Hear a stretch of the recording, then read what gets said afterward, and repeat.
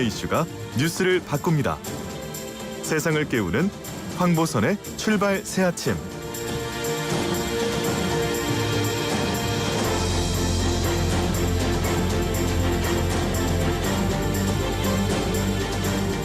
자, 이번에는요.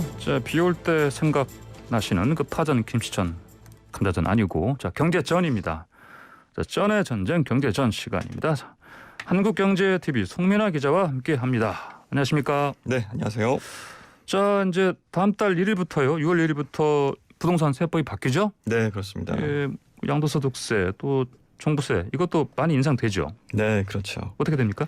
네, 이제 6월 1일부터 적용이 되니까 이제 뭐 며칠 안 남았습니다. 양도소득세부터 좀 우선 좀 살펴보자면요.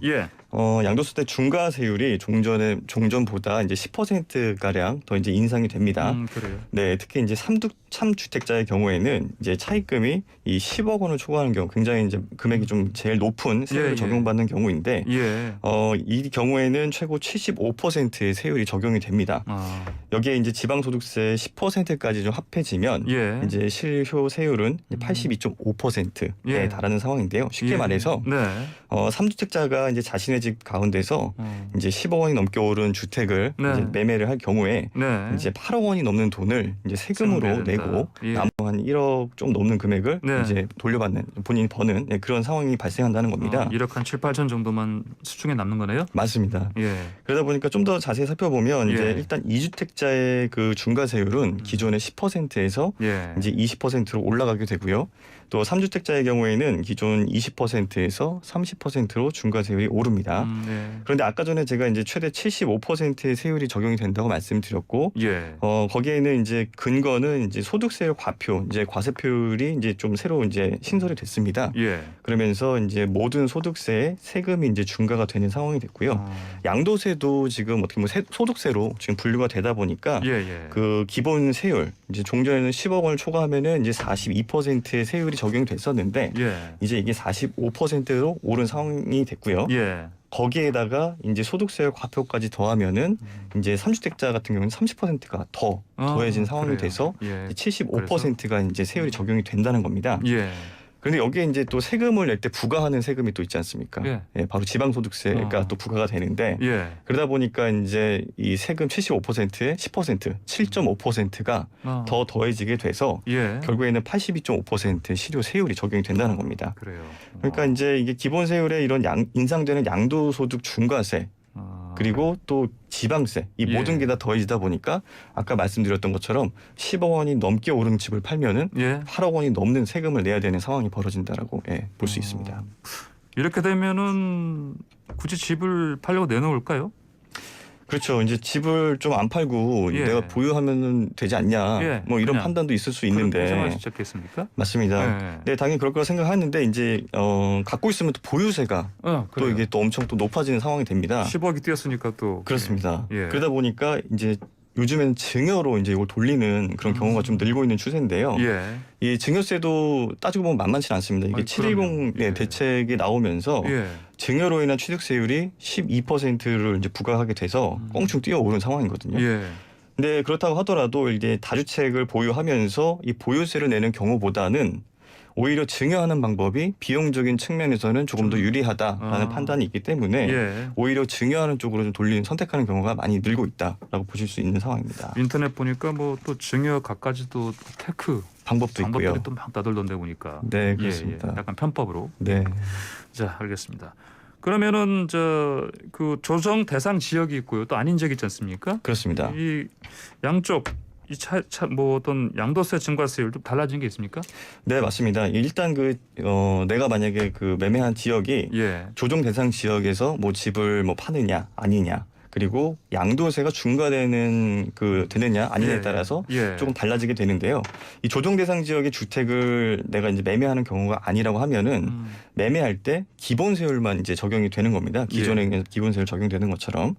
그런데 이제 조정 대상 지역에서 주택을 파는 경우에는 이 양도세 중과세율이 또 적용이 된다라는 겁니다. 그래서 만약 본인이 또 2주택자인가 아니면은 3주택자 이상인가 뭐 이런 거를 좀 잘 살펴볼 필요가 있는데요. 일부의 경우에는 이 주택수에 포함이 되지 않는 그런 좀 집을 보유하고 있는 경우도 있을 수가 있습니다. 그래요? 네, 뭐 예를 들면은 지방에 있는 공시가격이 이제 3억 원 미만의 네. 그 주택을 보유한 경우에는 이 양도세를 중과하는 기준에 포함이 되지가 않는 그런 주택입니다. 아, 그래요. 네, 그럴 경우에는 주택수에서 빠지는 주택으로 분류가 되거든요.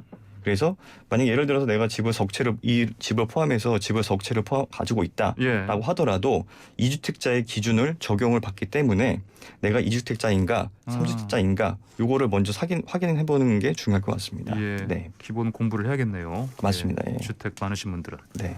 분양권을 매매할 때, 분양권 매매할 때도 바뀐 세율 적용되죠? 그렇습니다. 이제 분양권도 좀 중요하게 좀 살펴볼 부분이 되는데요. 예. 현행은 조정 대상 지역에서 분양권을 팔 경우에는 거의 뭐 일괄적으로 차익의 그 절반이죠. 50%를 이제 세금으로 부과를 했습니다. 예. 그런데 6월 1일부터는 보유한 기간에 따라서 좀 차등을 두고 이제 세금이 매겨지게 되고요. 일괄에서 차등으로요? 차등으로 예. 바뀌게 됩니다. 예. 그러면서 분양권 획득 시기가 1년 미만, 그러니까 이제 보유 기간이 좀 짧은 경우에는 70%의 세금이 매겨지고 예. 또 1년 이상 보유한 경우에는 60%의 세금이 매겨집니다. 예. 그래도 기존의 이제 50%의 세율보다는 더 높아지는 상황이 어쨌든 된 다 겁니다. 높아지나요? 그렇습니다. 팔게 되면 예. 맞습니다. 이 기간에 따라서 이제 양도세 중과율이 달라지는 경우는 이제 분양권만 좀 해당이 되는 건 아니고요. 예. 이게 주택 매매 그리고 입주권 여기도 좀 적용이 되는데요. 현행에는 1년 미만인 경우에는 조금 투기 목적의 어떤 그 성향이 조금 좀 예. 보는 경향이 있어서 그래요. 예. 40%의 좀 세금, 좀 높은 세금이 좀 매겨졌습니다. 그런데 이보다 더 높은 세금이 이제 다음 달부터 70%의 세율이 예. 대폭 늘어나게 되고요. 예. 매겨지게 되고요. 1년은 넘겼지만 2년까지는 살지 못하는 그런 경우들도 있지 않습니까? 예. 그 경우에는 그런 좀 주택의 어떤 중과 없이 예. 기본 세율만 그동안 적용이 됐었어요.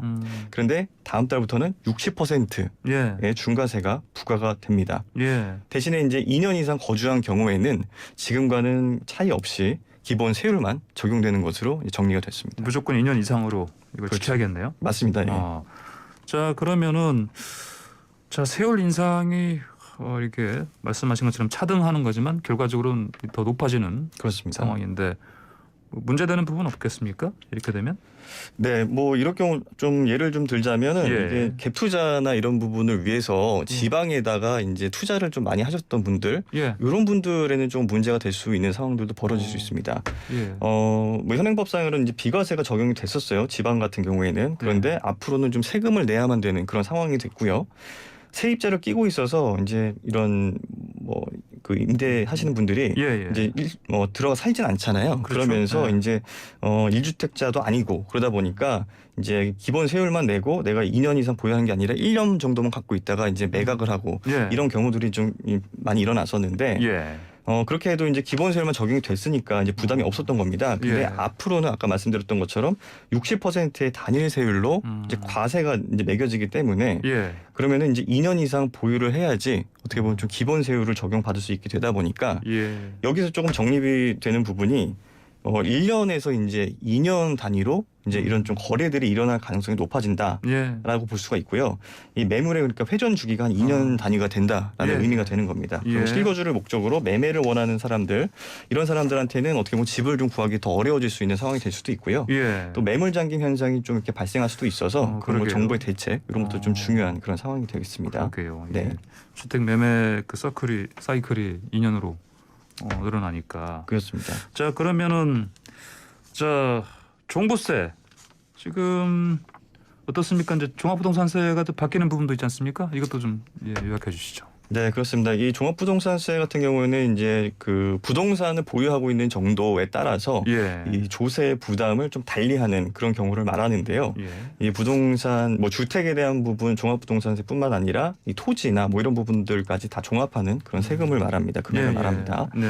올 초부터 계속해서 이제 바뀐다는 얘기가 나왔었고요. 이게 이제 올해 말에 과세가 되는 부분에 대해서 예. 지금 변경된 세율이 적용된 시점이 예. 바로 6월 1일부터 이후부터 기준일인 다음 달 1일부터죠. 그렇습니다. 네, 그렇게 적용이 된다라는 그런 의미고요. 예. 종부세율은 작년까지만 해도 이제 일반 세율과 중과세율 두 가지 체계만 있었는데 이것도 조금 세분화됐습니다. 그래서 이제 올해부터는 개인과 법인까지도 조금 이렇게 세분화해서 예. 살펴보게 되고요.